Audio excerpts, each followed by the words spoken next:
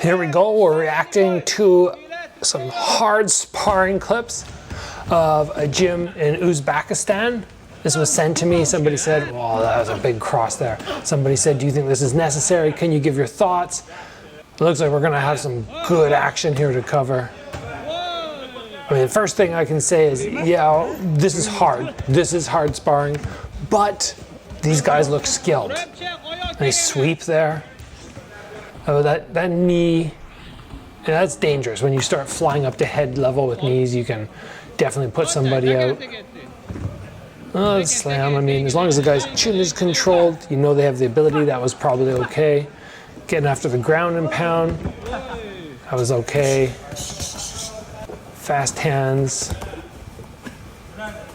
Really, the question for me is the head snapping? And when you see somebody hurt, are you pulling back? Those are really the two big criteria for me. They're definitely letting their arms whip through. I remember doing the sparring rounds like that where you got other groups. Oh, that was close to the head. That was close to a head spike. Yeah, when you have the other groups around you and you're moving, trying to avoid them, you're bouncing off them like they're like a wall or a cage.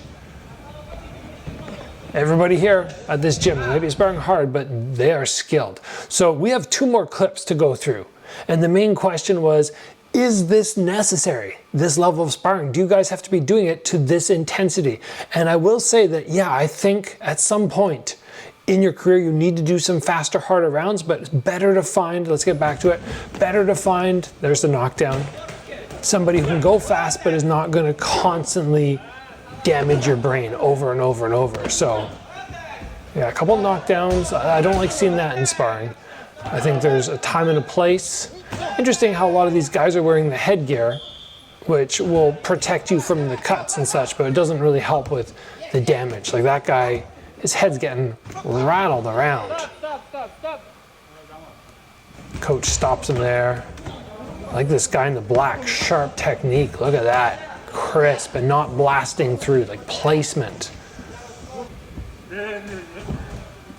Finally, like a lot of times I can tell the difference when I watch strikers in sparring. Like, is this guy a strict striker or is he an MMA striker? There is a difference. Ooh, that guy almost ate the head kick, but still controlled. That round kick was controlled by this dude now who has his back taken. It's all about, oh, spinning back fist. Again, controlled, that was the forearm, so it could have come around as a spinning elbow. The skill level here of everybody is pretty spectacular. And big news regarding my membership community. Right now, for a limited time, you can save 55%, only $67 for the whole year. You get to follow along with our lessons on Friday where you learn exactly how I won so many of my fights, the training methods I used, and how I collected all the belts you normally see in these videos. So on the next clip, we're going to be watching a 2-on-1 sparring match. That's all I was told about it. Keep your eye out for the 3rd clip, 2-on-1. Is it necessary to spar multiple people at the same time? No. It's probably going to be rough on the dude, but no. You're better off focus on this guy, then focus on that guy when he's recovering. So let's see what's happening here, how hard they're going. Both guys attacking from square on. Throwing pretty hard. There was a spinning back fist in there. And that would be fatiguing.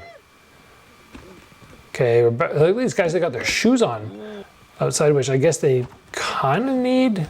I haven't really seen guys train outdoors like this unless they don't know what they're doing, but these guys do. I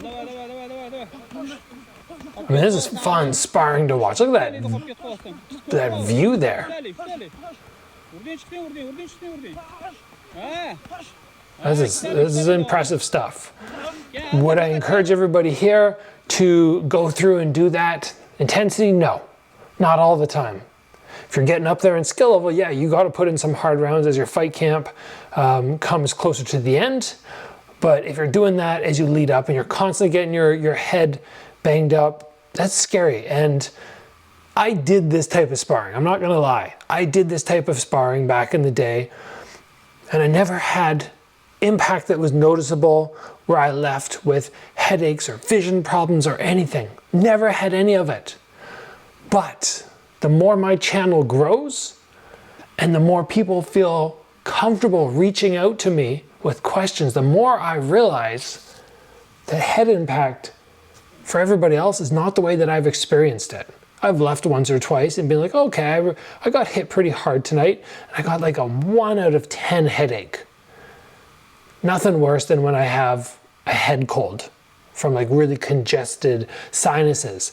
But I get people messaging me saying, oh, I sparred last night and like I have trouble going outside, or I've had a headache for 3 weeks, and all I can tell them, because I'm not a medical expert, I can't be like, go do this and this and this. I just tell them, you need to go and find somebody to talk to, and you need to stop sparring.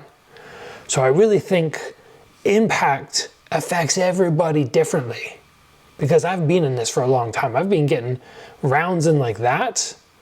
I'm not going to say since I was 12, because I was in the adult class when I was 12, but people were pulling shots. I don't think until I was more like 16 or 17 where people were actually now trying to hit me for real. And I knew that because when they'd miss, their hand would whip through. Whereas earlier on, now I recognize they were more touching me. So if you go 16 or 17 years, I did that type of sparring probably till I was about 26. And then over the last decade, I've gone smarter sparring. So I think you do have to do it, but I think you have to be very aware of how it personally affects you, because I've never had the repercussions that other people tell me they've experienced. So be very careful. You don't need to do this all the time. If you're building your skill set, you definitely don't need to do that. Maybe when you get to a higher level, you can properly protect yourself. You know how to tighten your chin to your chest. You know how to do many things to minimize the repercussions of a shot landing clean.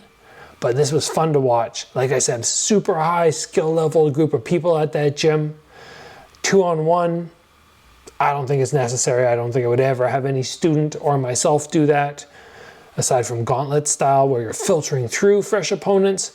But pleasure to watch, and obviously great group of people there who are all training together.